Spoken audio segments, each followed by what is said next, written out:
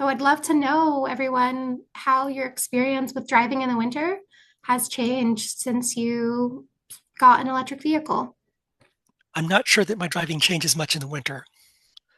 I do see some range reduction, but it hasn't really been practically important. I haven't had to stop more often. I noticed a decrease in range in the winter, especially when I put my heater on. But really, I'm only losing like 20 or 10 miles when I turn the heat on. So it's not a huge enough difference for me to like stop more often. Definitely something to notice, but nothing so major that it changes how I drive per se. Yeah, I'd say the biggest differences between driving during the summer versus the winter in an EV are going to be on road trips. For day-to-day driving, losing 10, 20, 30% of your range isn't a big deal unless you're an Uber driver or something like that. But also compared to driving a regular car, there aren't going to be huge differences. You might need to stop more often on a road trip, but that depends on the range of the car and how much range it loses in the cold weather. But compared to a gas car, I think the biggest difference is that you're not going to have to stop once a week and stand by the pump for 5 minutes. You can charge at home, and that's much easier, and you're not going to freeze your hands off that way.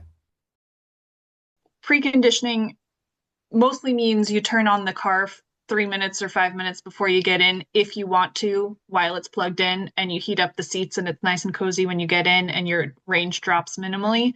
This preconditioning, the battery for DC fast charging, is automatic in some vehicles.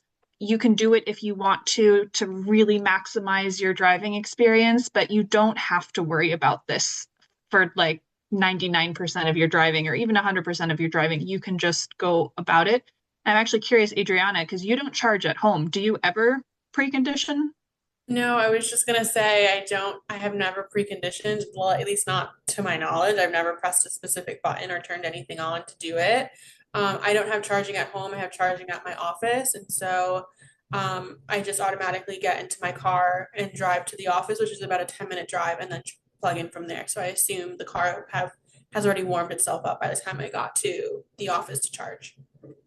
Yeah, another thing I'd suggest is if you got a new EV or if you're considering buying an EV, check out a better route planner, which has been mentioned a couple of times for road trips specifically. You can go to the app or website and say you've got a particular car, and then put in your current location and some destination, and it'll plan the route and tell you where to charge. And then you can fiddle with some options in there, so you can tell it you're driving in 70 degrees Fahrenheit versus you're driving at 20 degrees Fahrenheit, and see what it does to the routes. It'll probably be the same route, but it may add an extra charging stop. And just sort of play around with that a little bit, and you'll get some idea of what's entailed in terms of how many stops you need to make and how long they're going to be, that sort of thing. So I have a positive experience charging my car at probably around 0 degree Fahrenheit. We were staying in Airbnb and the temperatures were extremely really cold, and we came back to the Airbnb, and I immediately plugged my car to the just the plug, level 1 plug outside the house, and I can see that it was charging a lot slower at 8 amperes instead of probably 12 amperes by default because of the cold temperature. But I was able to get almost 20% range within 14 hours, 13, 14 hours.